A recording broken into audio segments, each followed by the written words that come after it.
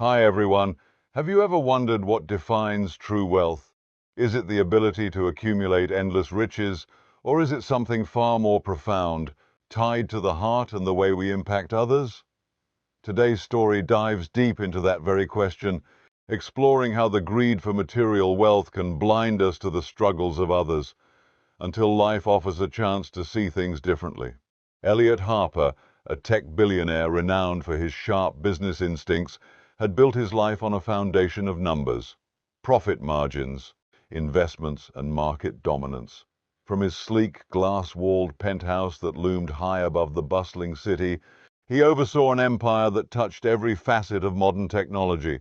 His success was admired by many, but few understood the isolation that came with it. To Elliot, relationships and emotions were mere distractions from the goal, staying on top in a world driven by competition. Despite his immense achievements, Elliot's personal life was a carefully curated void.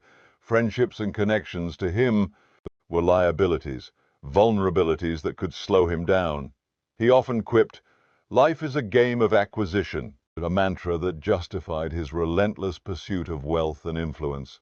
Yet beneath the polished exterior and calculated confidence, there was a man who had long ago traded joy for ambition, unknowingly locking himself in a gilded cage of his own making. When the global crisis struck, a catastrophic combination of natural disasters and an economic meltdown, Elliot's instincts kicked in. He locked down his wealth, buying up resources like food and water in bulk, ensuring that he and his elite circle would be untouched by the shortages plaguing ordinary people. In his view, survival was for the prepared, and preparation came at a price. While ordinary families rationed scraps, Elliot dined on imported delicacies and drank water flown in from pristine alpine springs. He rarely thought about the people suffering outside his fortified gates. They were simply the unlucky, caught in a game they didn't know how to play. One rainy evening, Elliot's life took an unexpected turn. Driving back from a meeting in his sleek, self-driving car, he noticed a small commotion on the outskirts of the city. Normally he would have ignored it, but something compelled him to look closer. As the car slowed to a halt, Elliot saw a young girl, no older than 8, standing in the rain with her arms outstretched, holding a sign that read, "Please help us." Her clothes were drenched and her face was pale, but her eyes burned with a fierce determination. Behind her stood a dilapidated tent, where her parents huddled with a small heater that barely seemed to work. Elliot hesitated. He could easily drive away. This wasn't his problem. But something about the girl's gaze pierced through the carefully constructed walls he had built around himself. Against his better judgment, he stepped out of the car and approached the family. The father, James, looked up with wary eyes. "We're not asking for charity," he said firmly. "We just need enough to keep our daughter warm and fed tonight." Elliot, taken aback by the man's dignity, almost scoffed. "You're camping on the side of the road. Isn't that charity by another name?" he retorted. But instead of anger, James replied with quiet resolve, "It's not charity when it's about survival. It's humanity." Those words lingered in Elliot's mind as he handed over a few bills and retreated to his car. Back in his penthouse, he couldn't shake the image of the girl and her family. What was it that made them cling to hope despite their dire circumstances? Why hadn't they given up, as logic would dictate? For the first time in years, Elliot couldn't sleep. The spreadsheets on his desk, the stock prices on his screen, all the symbols of his success, suddenly seemed hollow. The next day, Elliot found himself doing something uncharacteristic. He returned to the tent. This time he brought food, blankets, and a generator. The girl, Emma, greeted him with a shy smile, and her parents offered cautious gratitude.